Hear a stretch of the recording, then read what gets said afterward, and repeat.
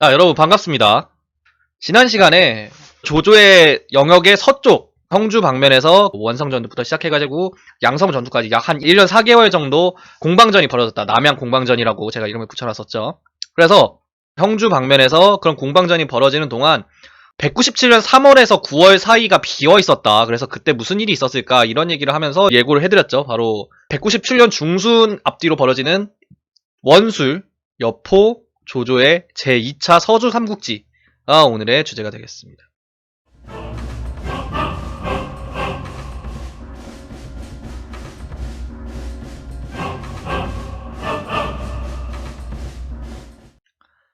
자, 그래서 일단 시간을 언제로 돌리냐면은 원술이 칭제했던 시기로 돌아가야겠죠. 원술이 칭제했던 시기는 정확한 시기를 알 수 없지만 197년 초, 중순, 아마 봄에서 여름으로 넘어가는 시기일 것이다 라고 제가 말씀을 드렸어요. 그리고 그 상태에서 원술이 원술만의 힘으로는 조조를 대항할 수 없다는 거를 연속된 패배를 통해서 깨달았겠죠. 그래서 원술은 칭제를 하고 나서 다른 동맹 세력들을 찾아야 되는 상황에 놓여 있었어요.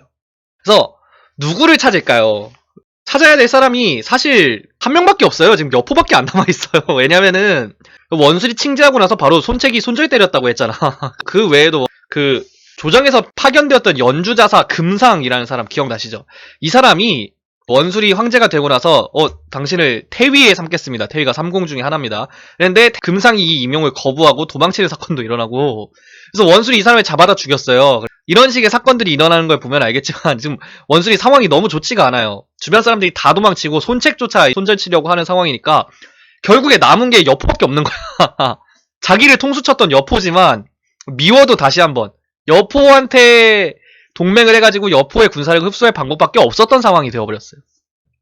그렇게 돼가지고 어떻게든 이 희망의 불씨 여포라도 한번 잡아보자 이래가지고 여포한테 다시 협상을 하는데, 그 협상 내용은 여러분들도 삼국지 연의를 읽어보시면 알겠지만 혼인동맹이죠.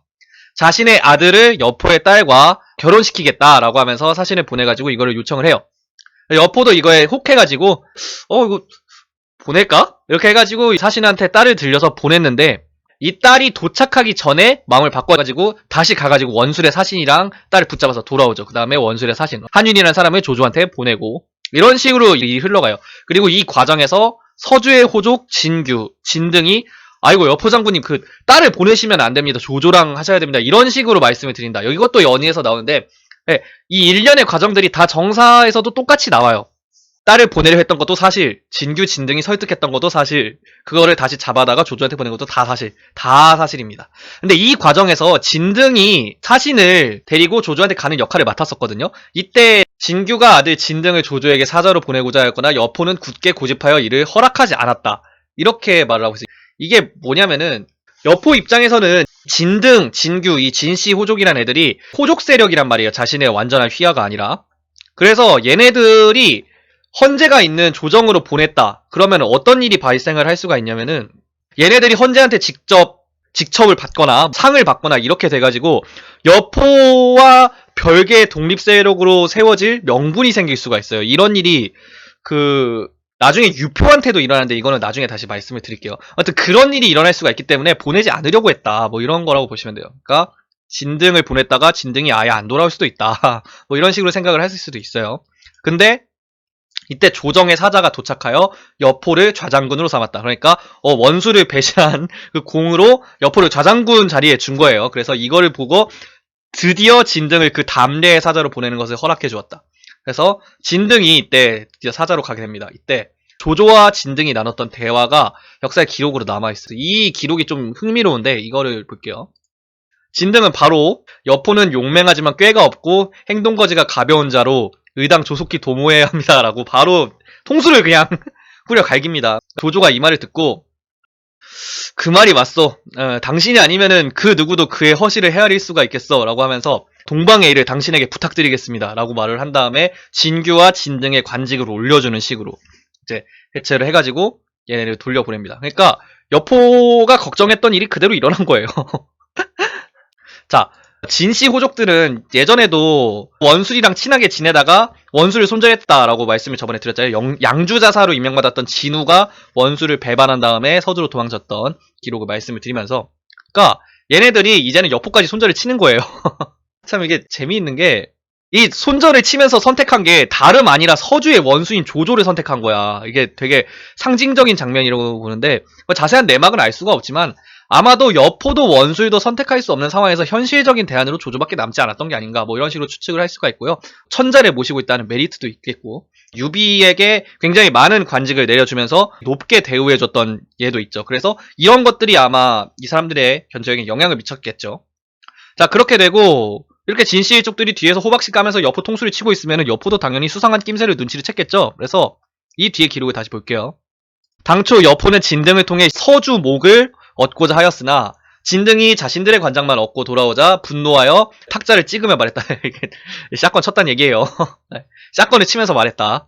당신들이 내가 원술이랑 선절하도록 해놓고 나는 얻은 게 없고 너네들만 얻고 오는 게 있냐. 이거는 너희들이 날 팔아먹은 거 아니냐. 이런 식으로 추궁을 하니까 진등이 여기에서 태연하게 이런 식으로 말을 합니다. 제가 조조공께 장군을 기르는 것은 호랑이를 기르는 것 같으니 그에게 고기를 배불리 먹여야만 합니다. 라고 하니까 조공께서 말씀하시길 그는 호랑이가 아니라 매와 같은 사람이라서 배가 고플 때만 쓸모가 있는 사람이요 고기를 먹여 배가 부르면 날아가 버릴 사람이다 라고 하였습니다. 이 말을 듣고 여포가 화가 풀려버렸다 라고 나와있어요. 근데 이게 참 묘한 기록이죠. 이게 대중적으로 잘 알려지지 않은 장면일 뿐더러 이거에 대해서 다룬다 그러면 보통 이런 식으로 해요. 능구렁이 진등이 무식쟁이 여포를 구워 삶았다 뭐 이런 식으로 표현을 하는 장면이란 말이에요. 근데 이게 그냥 평범하게 구워 삶았다라고 보기는 못한 게 배가 고파야 쓸모있고 배가 부르면 날아가 버리는 매와 같은 사람이다 라고 하면은 이게 뭔가 대등한 군웅의 관계라기보다는 가불관계에 어울리는 표현이에요. 그러니까 조조는 매 사육사고 여포는 매다 뭐 이런 식으로 표현하는 거잖아.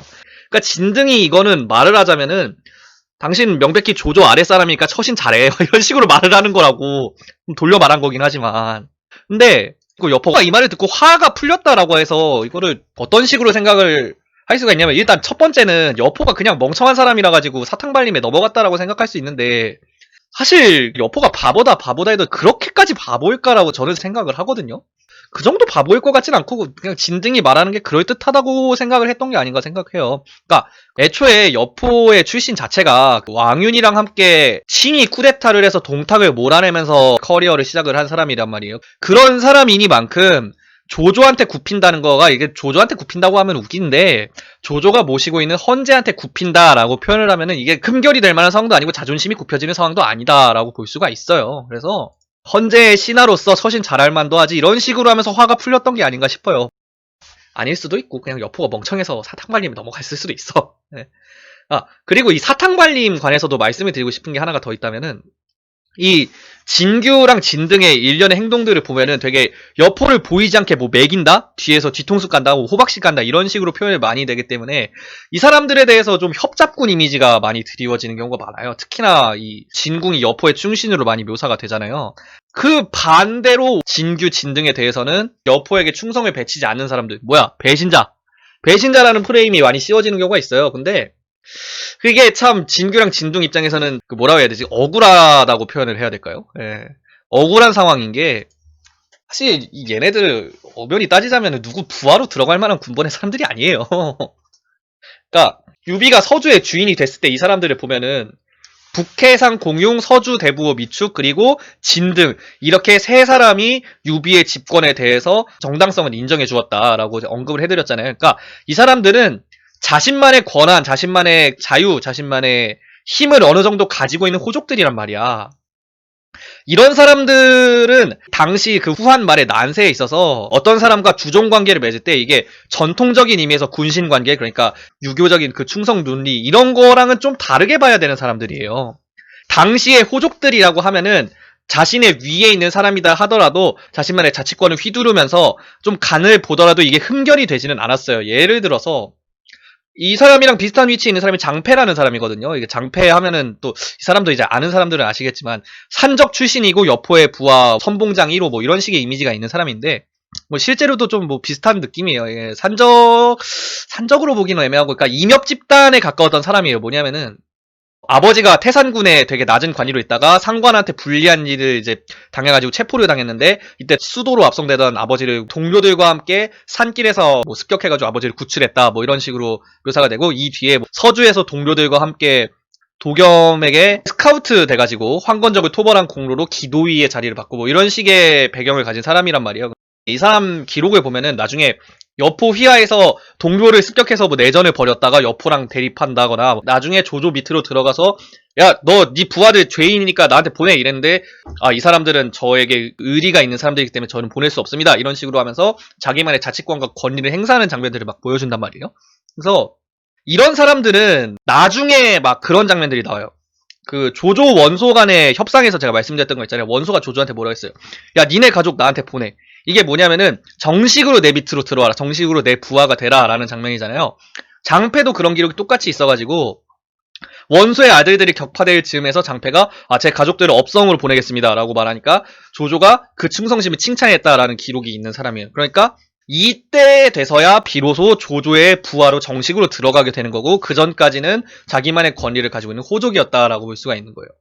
그러니까 진등, 진규 이 부자 얘네들도 조조한테 호박씨를 깠다라고 보는 게 이게 흠결이 될 만한 상황은 아니라는 거예요. 애초에 그리고 여포가 서주를 먹었던 게 뭐 되게 합법적이에요. 유비 통수치고 먹은 거잖아. 그러니까 얘네들이 여포를 통수를 친다고 해가지고 여포가 얘네들한테 이 배신자들이라고 하기는 애매하다는 거지. 일단 자신부터가 배신자고. 그래가지고 이 사람들을 두고 뭐 여포를 통수친 뭐 무례배, 뭐 배신자, 충성을 내다버렸다 이런 식으로 보기는 억울한 감이 있는 사람들이다. 그런 식으로 보기는 힘들다라는 말씀을 드리고 싶습니다. 자, 아무튼 그렇게 돼가지고 결론적으로 이제 말씀을 드리자면은 원술이 어떻게든 여포랑이라도 해보려고 자기 아들을 주겠다라고 했는데 여포가 지금 어떻게 된 거예요? 조조한테 붙으면서 원술의 통수를 그냥 딱 하고 후려가 이긴 상황이란 말이에요. 원술은 지금 완전히 개털된 상황이라서 지금 어떻게 해야 돼? 여포라도 응징을 해야 되는 상황이 됐어요. 그래서 원수는 이때 초중순 아마서 봄에서 여름으로 넘어가는 시기일 겁니다. 이때 보병과 기병을 합쳐 수만에 달하는 대병력을 일으키며 합의를 향해 북진하게 됩니다. 이게 197년 초에 있었던 여포와 원술의 합의 전투입니다.